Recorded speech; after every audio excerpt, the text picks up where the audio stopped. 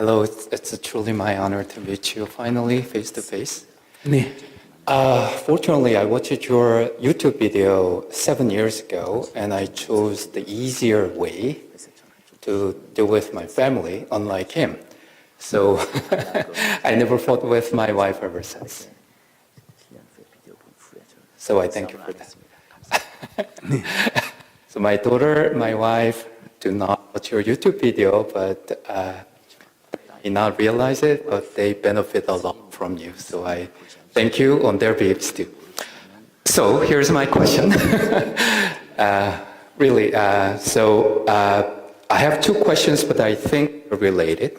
So after probably watching Sunim's YouTube video, like, let me see, 4 years ago, I really try to notice, increase my self-awareness of what I'm thinking.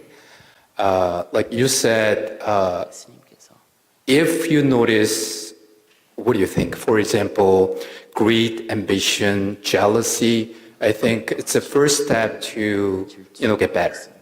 So when I first observed that, that really shocked me. I had never realized that I had such a great greed, ambition, or jealousy. I want to call it probably over-ambition or greed, because by your definition, if I want something and at the same time I know that I cannot do it, I'm not qualified to do it, and you said that's a definition of greed, and that's what made me suffer. So that kind of helped me, I think, become humble and accept the reality and suppress my desire to play a more important role, because I kind of knew that I wasn't able to.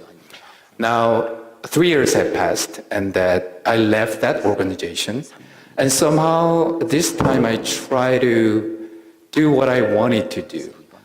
But ironically, these days I feel more freedom, and then I'm getting better finally.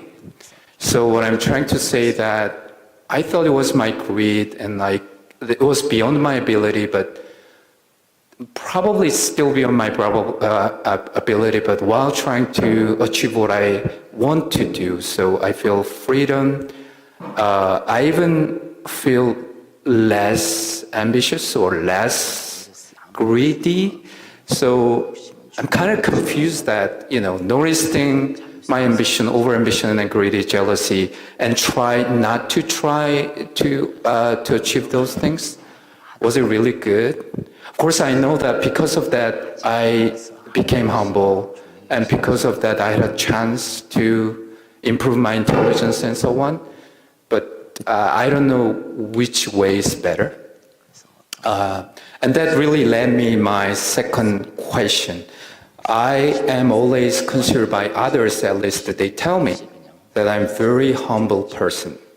But recently I really realized that I wasn't really humble, but because surprisingly, I really lack of my self-esteem. So these days I really try to increase my self-esteem, but I'm confused because I may become arrogant now.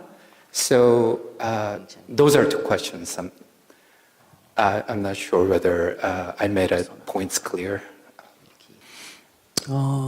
자기 소감과 질문을 뒤섞어서 얘기해서 요점이 뚜렷지 않네요. So I'm not clear what you're asking for, because I think a lot of your comments and questions are mixed up. 결국은 욕심을 내서 일을 하는 게 좋은지, 욕심을 내지 않고 사는 게 좋은지, Yes. 이렇게 결론이 지어진다고 볼 수 있을까요? So is it basically you're asking whether it's better to be Yes. ambitious, be greedy, and pursue your life, or is it better for you to not to have those ambitions and still live your life? Right. That's my first question. And the second was confused between self-esteem and arrogance. Confused between what? Self-esteem and arrogance. 사람은 누구나 다 바라는 것이 있습니다. So we all have what we want.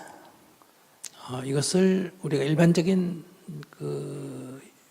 언어로는 그냥 욕구라고 말합니다. We often term those things desire. 이 욕구가 있어서 우리는 모든 행위가 일어납니다. So desire leads to our actions. 근데 그 욕구는 충족되기도 하고 충족되지 않기도 합니다. Some of our desires come true, some don't. 그 욕구가 충족되었을 때 만족할 때는 이 기분이 좋음이 일어납니다. So when our desires come true, we feel joy, 그것을 우리는 즐거움이라고 말합니다. and we term that joy. 그리고 그 욕구가 충족되지 않았을 때 그 불만족감 이것이 굉장히 불쾌합니다. So, but when our desires does not come true, then we feel that dissatisfied feeling, 우리는 그걸 괴로움이라고 말합니다. and we often term that suffering. 그래서 우리의 삶은 우리의 욕구가 때로는 충족이 되고 때로는 충족이 안 되기 때문에 우리의 삶은 늘 즐거움도 있고 괴로움도 있고 이렇게 변해가고 있습니다. So, because some of our desires come true, some don't, our lives always cycle back forth between suffering and joy. 그래서 인생은 즐거움과 괴로움의 되풀이다 이렇게 말할 수 있습니다. So that's why life can be defined as a repetition cycle of between joy and suffering. 전통적으로 윤회라는 것은 사람이 죽고 다시 태어나고 죽고 다시 태어나는 것을 말합니다. So in a traditional sense, reincarnation is all about you being reborn as another being. 그러나 수행에서의 윤회라는 것은 우리의 삶이 즐겁고 괴롭고가 되풀이되는 것을 말합니다. By reincarnation in a spiritual practice context, it actually refers to this phenomenon in which our lives constantly cycle back and forth between joy and suffering. 전통적으로 해탈이라는 것은 윤회에서 벗어난다는 말은 태어나지 않음을 말합니다. So in the traditional sense, being free, liberating yourself means that you're no longer reborn as another being. 수행에서의 해탈이라는 것은 괴로움이 생겨나지 않는 것을 말합니다. But liberation in a spiritual practice context means that you no longer elicit this feeling of suffering. 괴로움이 없으려면 욕구에 매이지 말아야 합니다. So in order to get rid of that suffering, you cannot attach yourself to your desire. 욕구에 매이지 않으면 괴로움만 없어지는 것이 아니라 즐거움도 사라집니다. But if you don't attach yourself to your desire, not only do you get rid of the suffering, but you also get rid of that sense of joy. 그러니까 이 즐거움과 괴로움의 윤회의 사슬이 끊어진다는 So 겁니다. basically, you are breaking that chain, the cyclical chain between that joy and suffering. 이것이 붓다가 발견한 새로운 길입니다. So that is the new path that Buddha discovered. 그러니까 욕구를 따를 것인가, 욕구를 참을 것인가가 전통적인 수행 방법이었습니다. So traditional kind of practice strategy was twofold, whether you follow your desire or you suppress your desire. 그러나 붓다는 그것은 윤회의 세계에 돌고 도는 것이라고 말했습니다. Then Buddha found out that's really the two sides of the same coin. You're still kind of attaching yourself to desire. 다만 욕구를 욕구인 줄 알아차린다는 겁니다. So his path was just realize desire as desire. 그걸 따르지도 않고 저항도 하지 않는다는 겁니다. Don't follow it, don't resist it. 그렇기 때문에 고도 즐거움도 어느 쪽도 다 발생하지 않는다는 겁니다. And so by not attaching yourself to that desire, you're no longer causing the result of neither joy nor suffering. 욕구가 없어져야 된다는 게 아니라 So it doesn't mean you have to get rid of, eliminate your desire. 욕구로부터 자유로워진다는 것을 말합니다. It refers to the sense that you're freeing yourself from your desire.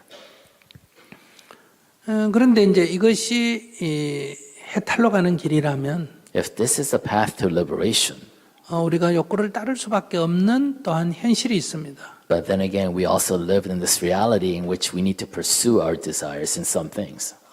이럴 때도 우리는 괴로움 없는 길을 찾을 수가 있습니다. But even if we have to follow our desire, we can actually find a path that does not result in suffering. 예, 욕구가 충족이 되면 즐거움을 느끼면 됩니다. So because, if your desire comes true, if you achieve your goals, allow yourself to feel that joy. 욕구가 충족이 되지 않았을 때 괴로움을 느낀다는 것은 욕구가 충족되어야 한다고 집착하기 때문에 사실은 괴로움이 생깁니다. But the suffering from desire occurs because you feel that you have this preconception that your desire or your goal needs to be achieved.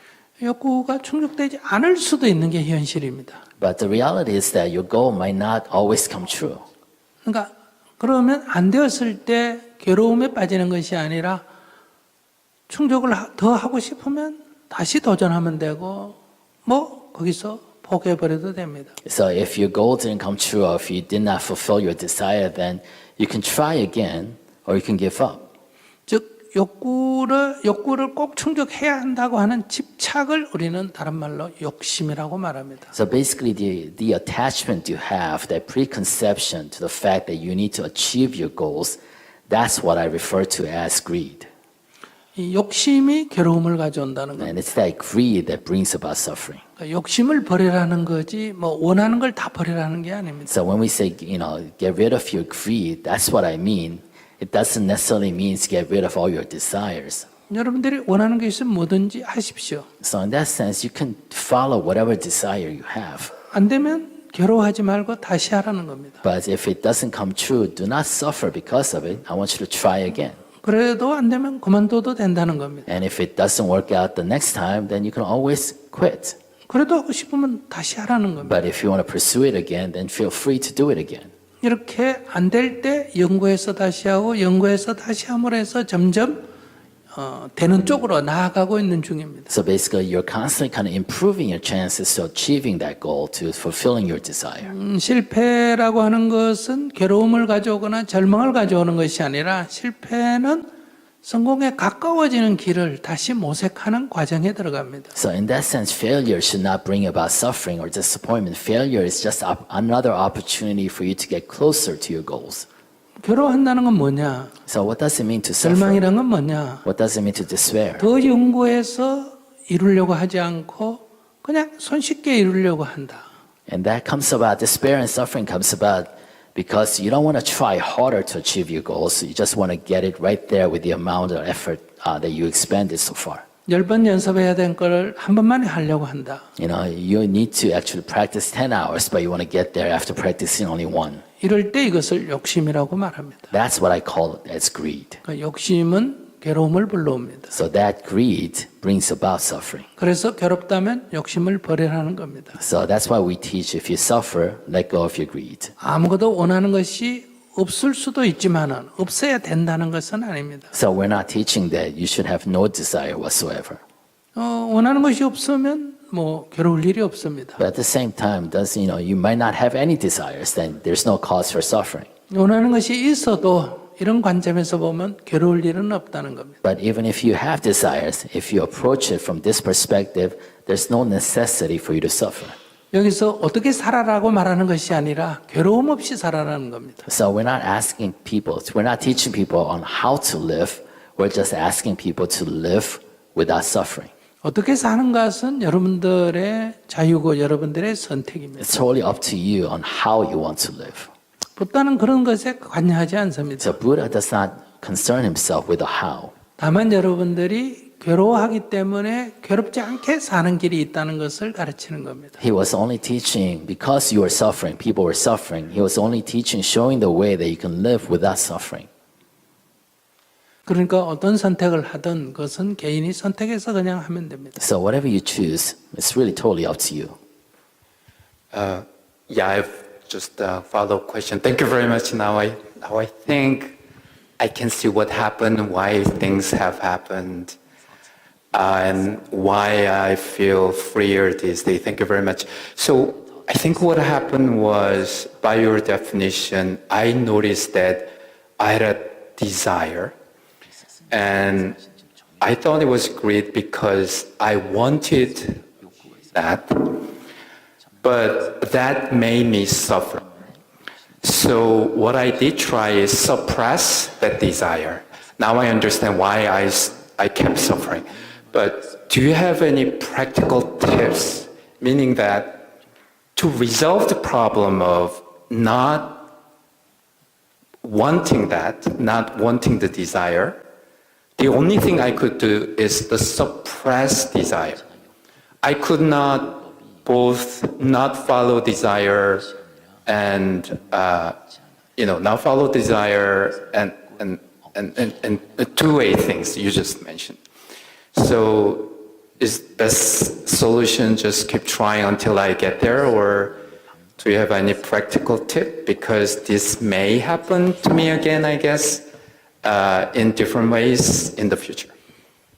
욕구를 욕구라고 보는 것이 가장 쉽습니다. The easiest, tip is look at desire. See desire as just merely desire. 사과를 사과라고 보는데 무슨 방법이 있습니까? 그냥 사과라고 보면 되지. So basically, it's looking at an apple, recognizing it's an apple. There's no special strategy to see apple as an apple. So I noticed that apple, and at the same time that apple made me suffer, that really wanted me get rid of the apple. So existence of that apple, awareness of the existence of that apple made me suffer. That was the problem. 그래서 특별하네요. 사과를 보는데 왜 괴롭습니까? So you're very unique. I mean, my 예를 들면 desire. 성적 욕구가 있구나 하고 아는데 왜 괴롭습니까? So why is that apple bringing you suffering? So for example, if you have a sexual desire, why is that the existence of that desire 그 bring you suffering? 욕구를 충족시켜야 된다고 집착하기 때문에 그러지 못할 때 괴로움이 생긴다. The suffering only happens not because of the existence of the desire, it's your preconception that desire needs to be fulfilled. 그냥 이런 욕구가 나한테 있구나. If you just observe, okay, this is what I'm feeling 이런 right 욕구도 now. 있네. Oh, I'm feeling that desire now. 그것을 따라가지도 않고 So you're not following that, pursuing that 그것을 desire. 억제하지도 않고 You're not suppressing it either. 그냥 이런 욕구도 있네. You're just observing the presence of that desire. 있는 걸 있다고 보는데 그게 뭐가 문제? So you're seeing something as is. Why is that a problem? 그건 아무런 괴로움이 되지 않습니다. That does not lead to any suffering. 그래서 부다는 다만 알아차려라 했습니다. So that's why Buddha teaches us just observe what is. Okay, thank you. I think I understand it better. Thank you very much.